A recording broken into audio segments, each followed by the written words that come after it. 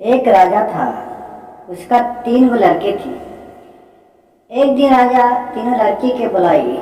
अब बोला, बेटी तुम किसके भाग जी रहा है, किसके भाग खा रहा पी रहा है, अच्छा तरह किसके भाग रह रहा है।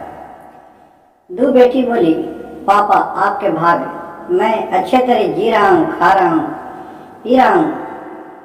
लेकिन एक छोटी बेटी थी, वह बोली कि पापा बाप माँ तो केवल जन्म देता है, कर्म तो भगवान देते हैं। यह बात सुनकर राजा बहुत दुखी हुआ और वह बोला, ठीक है।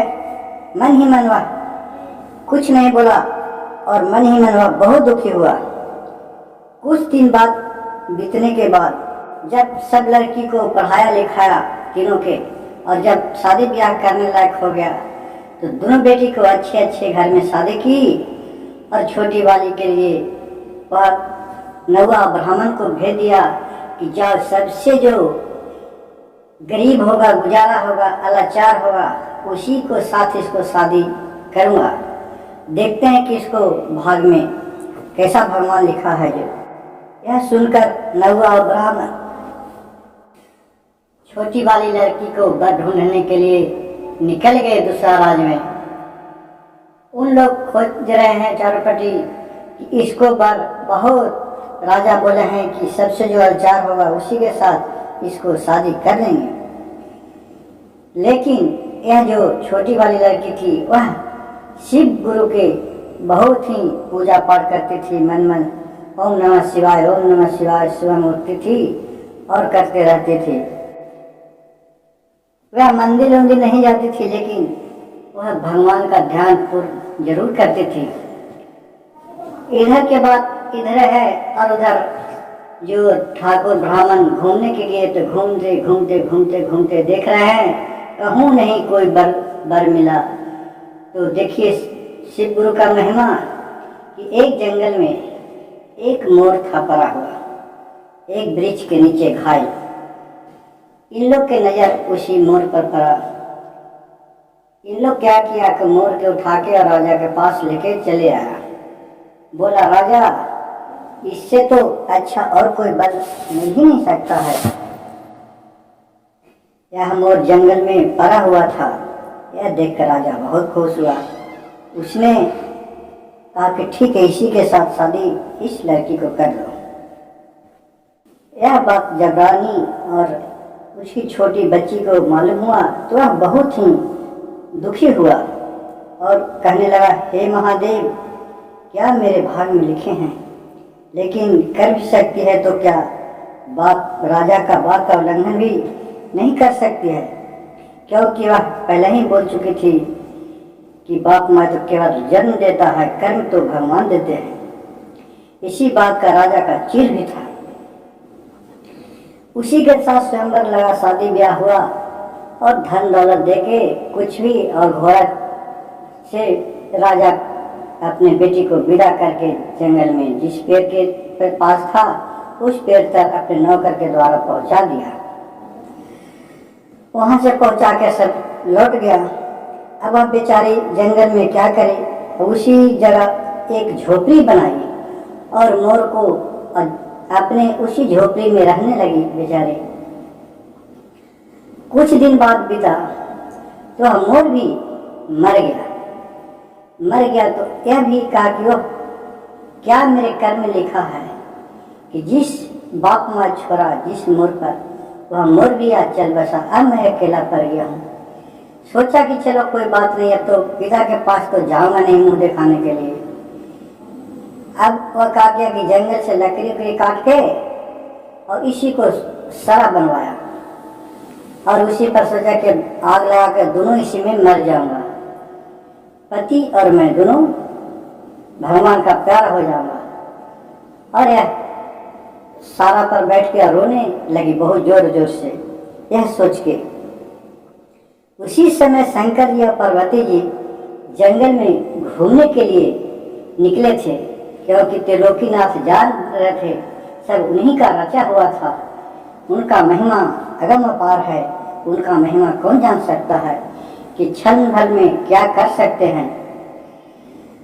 जब वह रो रही थी तो पार्वती जी बोली, शंकर जी से बोले कि हे शंकर जी, देखिए ना प्रभु, एक आवाज आ रहा है बहुत रोने का।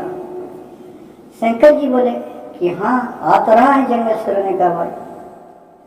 उस जगह दोनों कहा कि चलिए ना देखते हैं। वहां पहुंच गए शंकर जी और पार्वती जी, तो देख रहे हैं कि मोर सारा बना हुआ है और उस पर मोर है मरा पड़ा, और ये रानी का बेटी है छोटी वाली, वह रो रही। तो वहां शंकर जी पहुंचे, बोले कि क्या हुआ बच्ची। इसको देखकर रानी का बेटी प्रणाम किए और बोले कि क्या करो महाराज, महादेव, भगवान, आप तो इस जंगल में आप भगवान रूप दर्शन दिए हैं, और तो इस जंगल में कोई भी आज तक मेरा दर्शन नहीं दिया। कहा कि मेरे पिताजी तो इसी के साथ, मोर के साथ शादी कर दिए थे, यह भी मोर आज दुनिया से चल बसा, अब मैं किसके साथ रहूंगा। अब मैं इसी के साथ सत और गत हो जाते हैं। कहा कि नहीं बेटी, नहीं, ऐसा नहीं करो। वह सारी कहानी कह के अपने पिता को जैसे जैसे बात बीता था वह बता दिया। शंकर जी बोले कि ठीक है, एवं अस्तु। उन्होंने अपना सत्य से दोनों को, जो मोर था उसका 12 बरस का एकदम कंचन दुल्हा बना दिया और इसको दुल्हन बना दी, और फर्स्ट क्लास का सोना का महल उसी जंगल में बनवा दिए। और उसी जगह दोनों कहा कि अब इसी जगह रहो, किसी तरह का तुमको किसी तरह का कम नहीं होगा इसी जंगल में।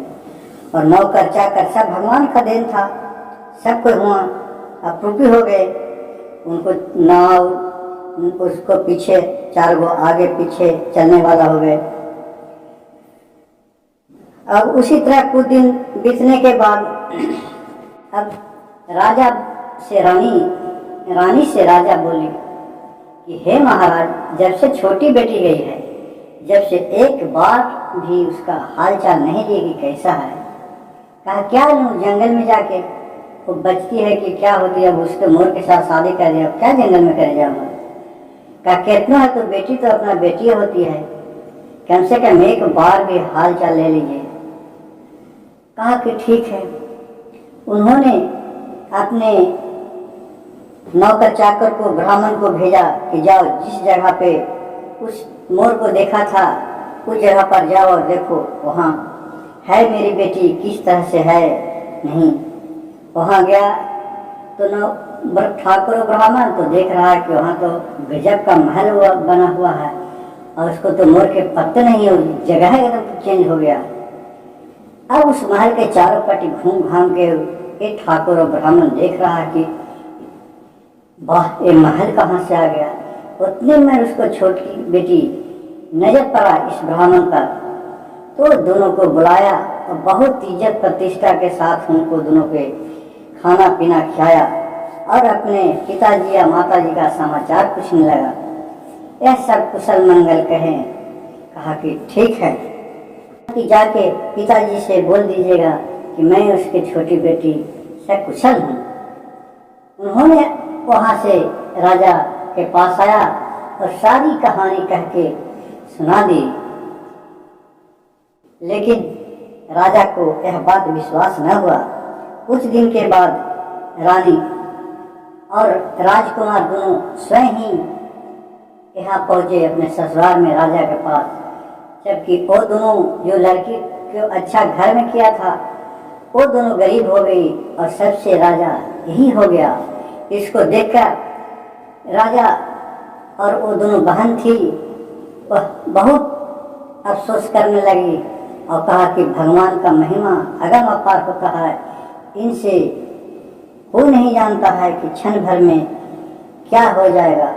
मैं बहुत गलती कर दिया, और यह गलती पर राजा को बहुत पश्चाताप होने लगा और कहने लगा कि हमसे मूर्ख कोई नहीं है कि जो अपने आगो किसी को नहीं माना, भगवान को भी नहीं माना। दोस्तों, इस कहानी से यह शिक्षा मिलती है कि किसी को अपने ऊपर घमंड नहीं करना चाहिए। ईश्वर कब किसको किस रूप में कर देता है जिसका कोई नहीं जानता है। हर हर महादेव, घर घर महादेव। मेरी कथा अच्छा लगे तो चैनल को लाइक कीजिए, सब्सक्राइब कीजिए और शेयर कीजिए। और चैनल पर जुड़े रहने के लिए सभी